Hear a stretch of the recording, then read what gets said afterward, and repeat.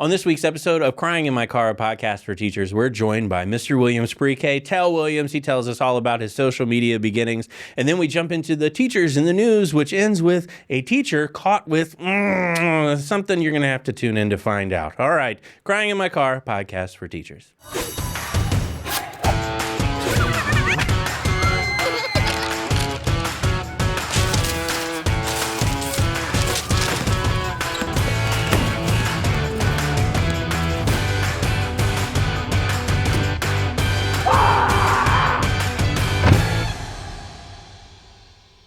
Hey everybody, welcome to this episode of Crying in My Car, a podcast for teachers, your weekly stress relief. You're in your car, you're crying, time to laugh, get rid of all that stress. I'm your host, Devin Siebold. Got my good buddy, Mr. James Yan, the resident comedian and parent. And we also have a special guest joining us today from the Board Teachers Comedy Tour. You know him as Mr. Williams pre-K, but we know him as Tell Williams because he's our friend. Yeah, This is Tell. How's it going, Tell? Thanks for hopping on the show. Thanks. I'm excited to be here. I love that you specified what my real name is, though, because usually people think it's William Sprack, and I'm like, oh, okay, that's strange. That's right in the title, Mr. Williams pre-K. It's spelled out for you. Yeah. Sometimes you have to break it down. I always do. think it's funny when you ever see those names, the handles of teachers online, and you sit there and you go, what? It's like ABC 1, 2, 3, all eyes on me, teacher 43769. And you're like, wait a minute, there was a 43768. Was that taken? But it always their names are so long. Gotcha. And I'm having a dilemma, and this is a side note, but we can talk about it. I love Disney. Yes, you and do. I want to start a Disney influencer account, and Devin Does Disney is taken. Oh, wow. And and I was trying to come up with a Disney one. I got a few that I'm shopping, but I want it simple. I want it plain. I like Mr. that. Williams pre-K, that's good. I like James Young comedian, too long. Oh, Nobody got it, knows it. Got it. I'm going to change my name. Sorry. Now Just Tell. Jay. Just Jay. Tell, you do amazing content online, both kind of finding a balance of comic and creative, classroom, but also I would say advocate. Yeah. And definitely. But you, how did you start? I got to ask, because this is the thing. I'm social media, as you guys know, I'm obviously the big star here. You are. And, You are. Then there's Absolutely. you with 1.2 million, and James John at 1.200. Yeah, there you go. I don't want to brag and make you guys feel insecure, but yeah, I'm killing it out here, bro. But there's a lot of teachers out there too that are trying to build up their socials. Yeah. What was the beginning of that for you? It's 2.5 million. It's fine. It's fine. It's fine. No, okay. I wish that I... We'll put you in the big seat. Yeah, it's excuse me. It's a little small. I hate when I have to explain or try to talk about things you can do or what have you. I got lucky, and I don't think people want to have that conversation or be no, it's just because I'm awesome. Nope, I got lucky. I had my brother-in-law kept trying to get me to make a TikTok about teaching. I was I just watch them. I'm not funny on camera. Let's not do that. And so finally he convinced me. I said, I'll make a video, and if it does well, we'll see what comes of it. So I didn't have a username or anything. It was just user, a bunch of numbers. It was too long. Right. No picture. I made a video. I posted it. I put my phone up for the night. And then I woke up the next day with 50,000 followers, and it had gone viral. And I was I don't even have a name. See, James? That's it. It was that's simple. Gotcha. It's That's that all easy. you have to do. That's all I have to do? Yeah, just just post post it. under anonymous name overnight. Yeah. That's it. That's all you have to done. do. Gotcha. Fame. And then I'm famous. Yeah. Yeah. Then I'd be you. Yeah. Well. Not his level, but you could maybe be on mine. Oh, gotcha, gotcha.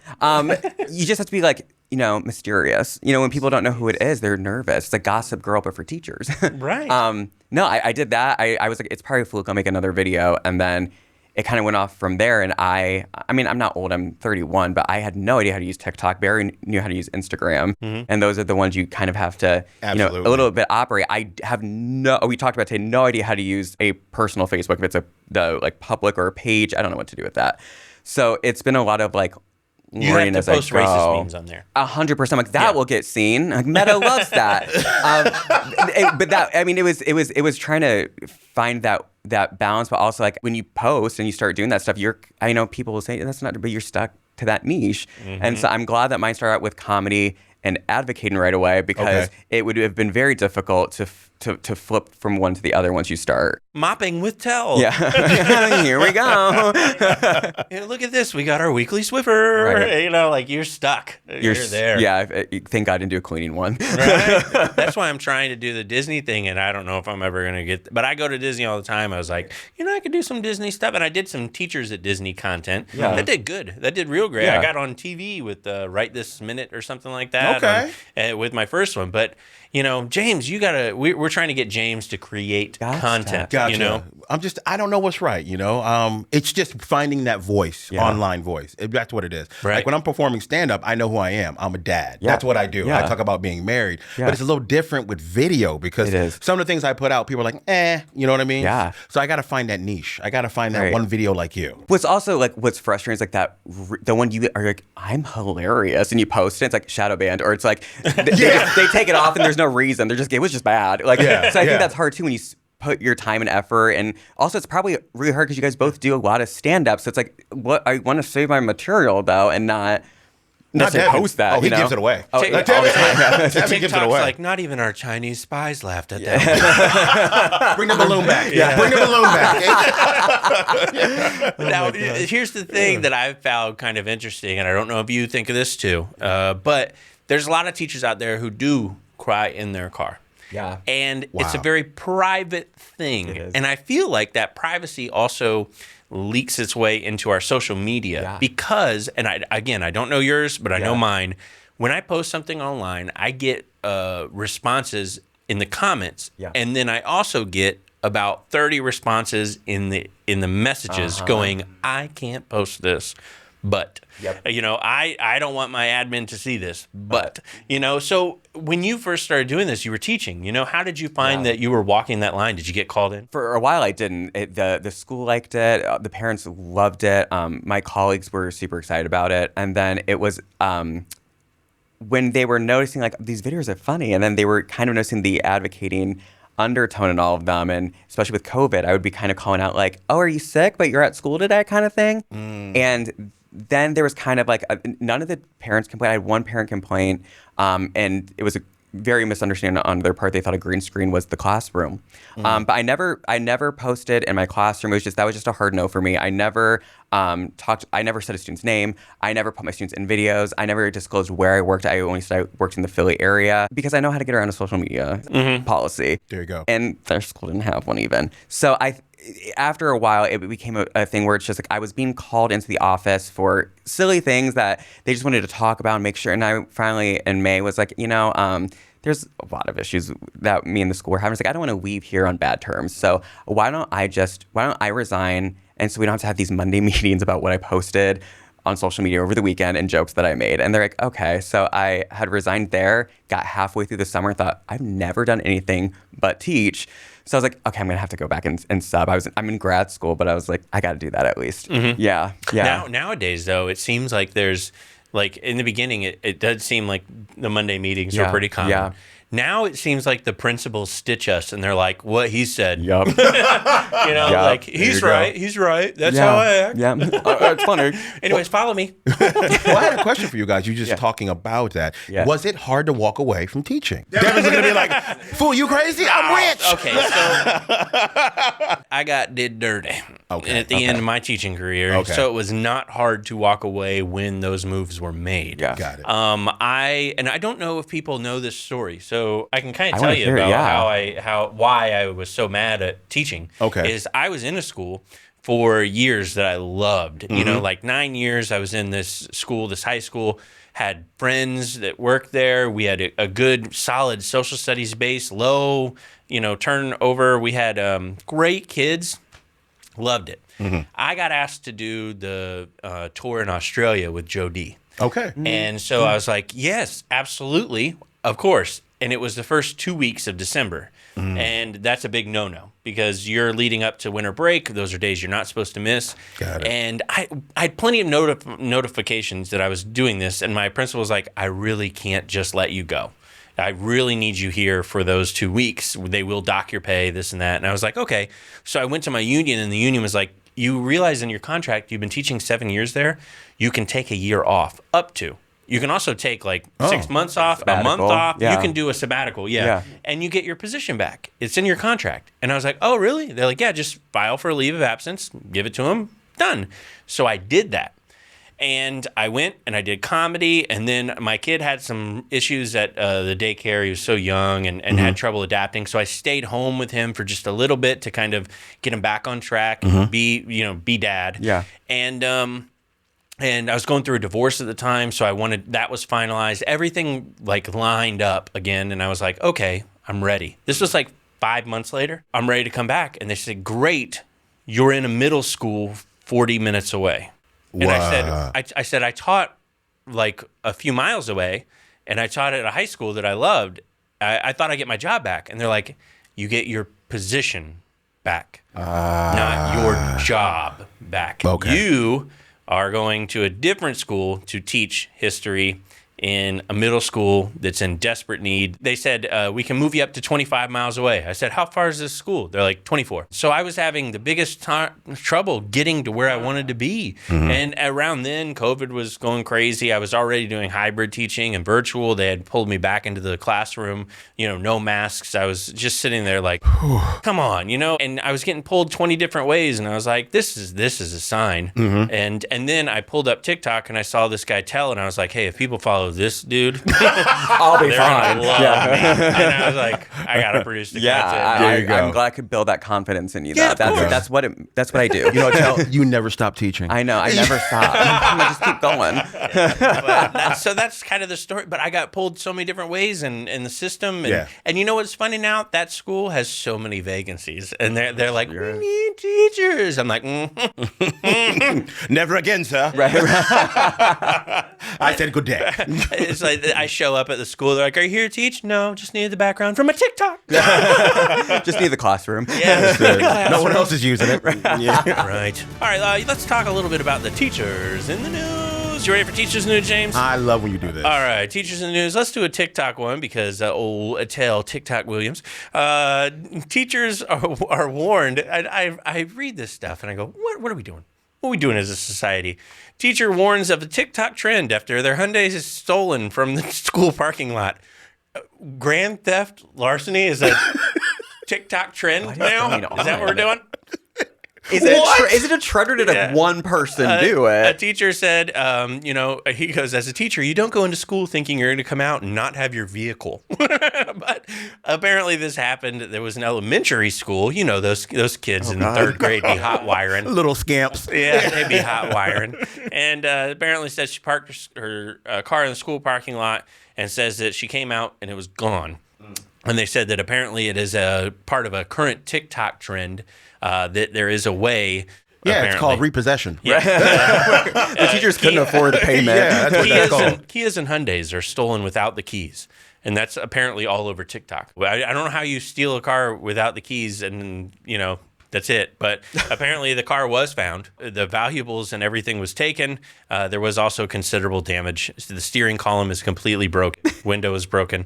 Damage to the front part of my car, so they went joyriding. The good news is that the student that stole it was brought back to her room by the principal with a Jolly Rancher and a set of other keys for an SUV. Oh my God. I'm just kidding.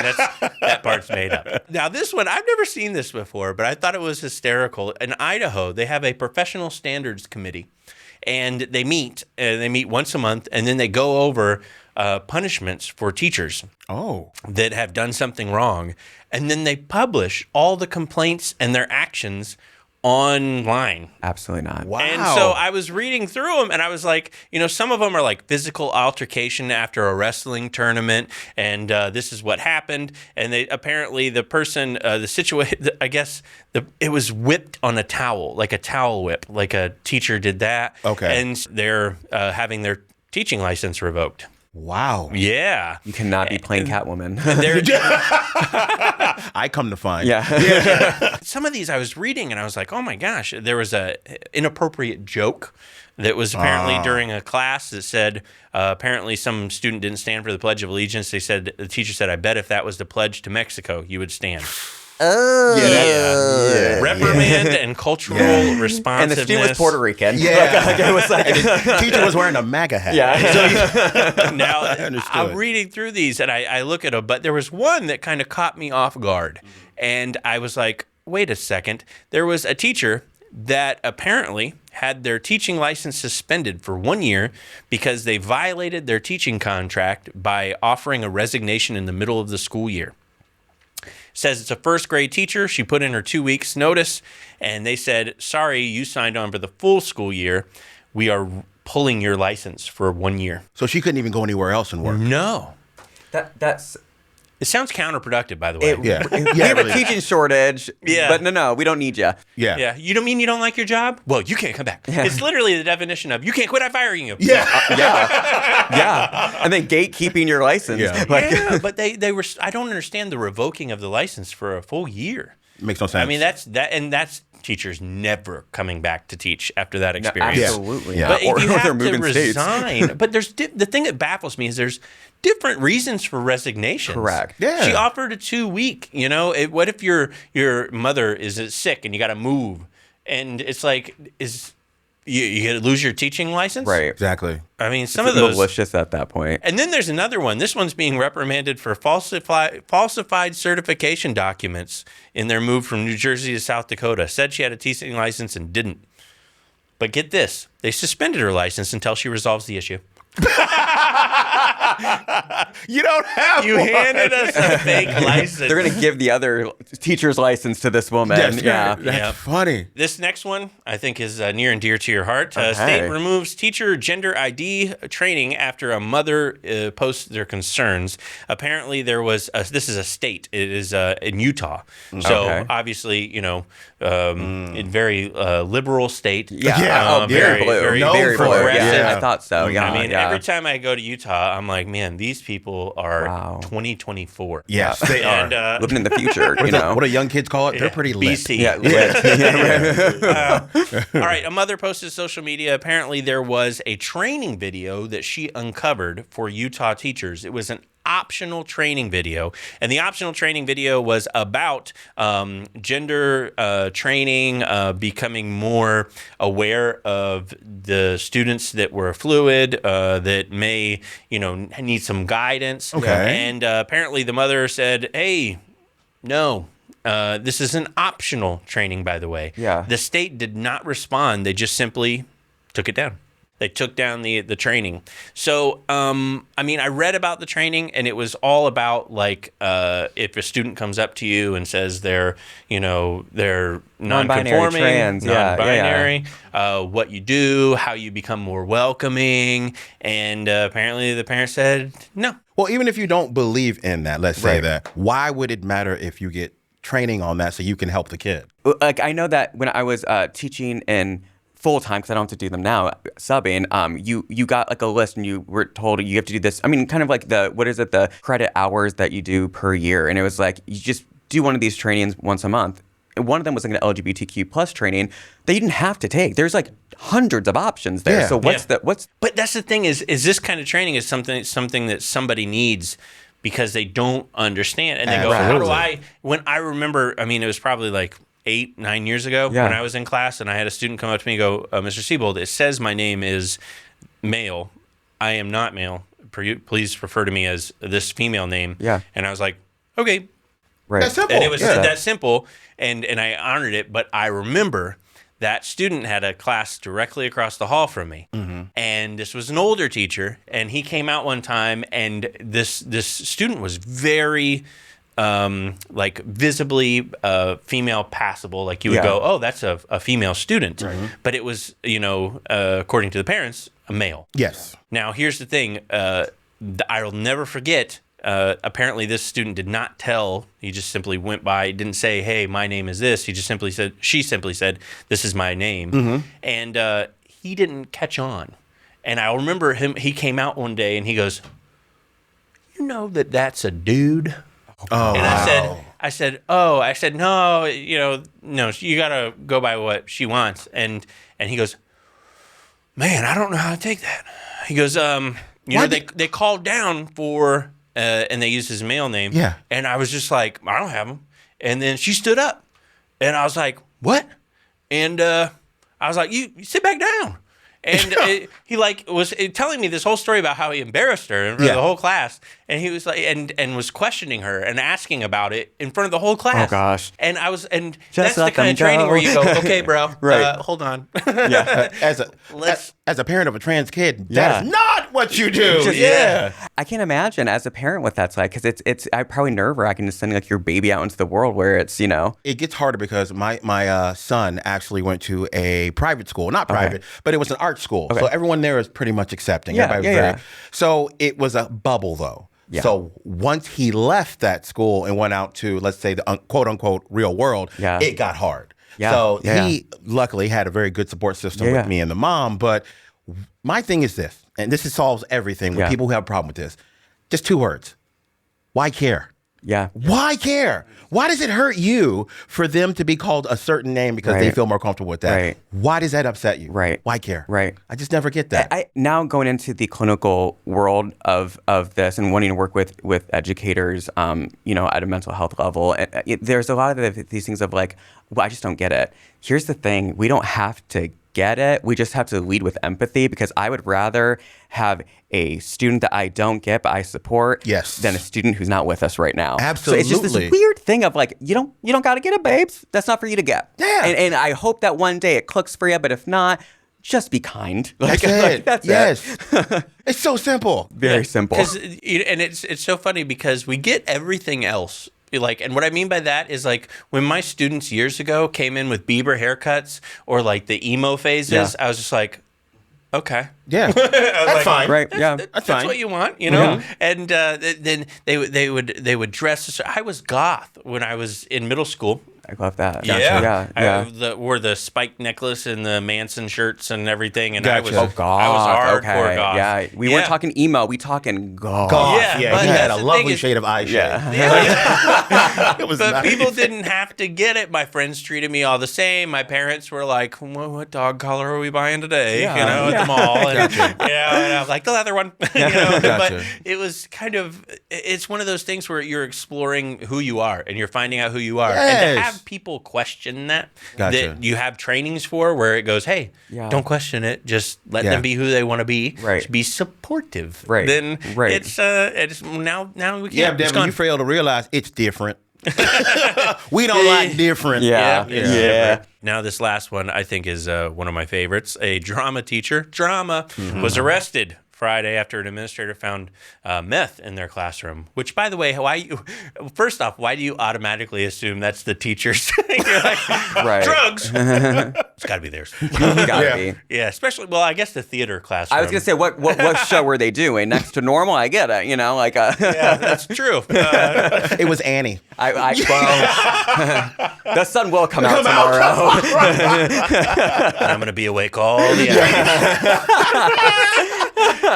But apparently the police arrived. The administrator and security had secured the drugs in the main office. Of course they did. How do you secure this? Yeah. What is it? Meth. Oh, okay. How do you secure it though at a school? Right. But I don't know. They have like a designated Tupperware container. Just hold 100%. Yeah. Like a broken file cabinet. Yeah. You got to put the meth in the file cabinet. Right. No, that was meth. I put it in the cupcake decorations. But anyways, they said that it was apparently a class 4 felony. It was a large, sizable amount. And apparently they are being reprimanded quite a lot. Severely. Now, did they say where this was? Because it sounds a lot like Florida. This is in Colorado. Colorado. Yeah, okay. So it's legal there. Yeah, but I was medicinal only. Though, medicinal. Medicinal meth. Yeah. What is medicinal meth used for? It just calms you down a bit. You sprained your ankle. You know what? Crack pipe. Yeah. I think we need to get you on the crack pipe. Up on your feet in no time. All right. So I thought this was an interesting story, and you never see meth. You see like weed. You can tell some teachers might do an edible before class. I've gotten messages like that. Some people tolerate a little bit better, so you never know. Mm-hmm. Some people like to take the edge off with a little alcohol after school, but how do you know if your teacher's on meth? Well, I've got the top ways to tell that your teacher is on meth. I can't wait. I can't wait. Number 1, they show up to teach reading in a lab coat. That's Number 2, the class fundraiser goes from selling chocolate to selling VCRs and car stereos. Hey, man! I got a world's finest Blu-ray player. Oh my God. The teacher can't bite into the apple you just gave them. Oh. They used to smoke it. Right. When a classroom fight breaks out, they start taking bets. Yeah. I got $20 over here. Anybody else? Anyone want to take me? The students who pass the science test get a see me after the class. Oh my God. The ones who pass. Seem to know a lot about this stuff. How'd you like to own your own business? There you go. How do you feel about buying Sudafed? Instead of student art on the windows, they decorate with tinfoil. We've all seen those. When the parents get a call from the teacher, it starts with, "Do you accept the charges from the correctional institute?" You ever gotten a jail call? No. Really? No, I've gotten a few. I really haven't. No. Sorry to disappoint. And but this is my favorite one and the last one. After school, there's a chess club, an anime club, and a catalytic converter collector club. Okay, kids, we're going to go through the parking lot. You got a saw? You got a little down? All right, let's go. Wait, can't get under the car? Oh my God. Just lifts it up. The part of a mom who has a child trapped underneath. Just the whole thing. That's my baby. Oh, man. Thank you so much, Stel, for joining us on the podcast, my gosh, man. thanks for having me. I got to ask, how do people find you? Because, obviously people are big, giant fans of me. Oh. They don't have time for other teacher True. content Not at all. creators. But if they Yeah. wanted to venture into another content creator, how would they find Right. TikTok, Instagram, and Facebook. It's all Mr. Williams Pre-K. you? Mr. Williams Brook. Mr. Williams Sprook. And There you then go. with you on tour this, the Board this Teacher spring. Tour. And yeah. Yeah. That's how. And what's my podcast called? Teachers Off Duty. Yeah. I'm very off duty today. Yes. Or the podcast Teachers Off Duty. Yeah, it's okay. We can edit that out. Yeah, No just have to competition. keep that out. Yeah. Okay, James, how can people find you, buddy? You can find me in Desperation and also James Yan Comedian on Instagram. Please follow me. I have some funny stuff on there. I promise. Absolutely. Yeah. DevinComedy.com for all my upcoming tour dates and all my videos. And also find me on all social media as well. We'd love to hear your opinion on the show. Don't forget to rate it 5-star. Click that 5-star rating, please. 10 stars if they got it. Yeah. But anyways, thank you so much. Thank you for tuning in to Crying in My Car, a podcast for teachers. And thank you, Tel, for joining us. Thank you for having me. My new best friend. I love that for us. Okay, thank you.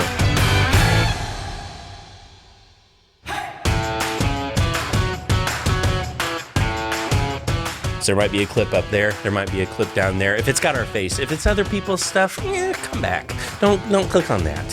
But us. Suggested things. That's us. Crying in My Car. Devin Siebold, James Yan, Board Teachers. Watch. New trailer for Indiana Jones. No, don't do that. Don't do that.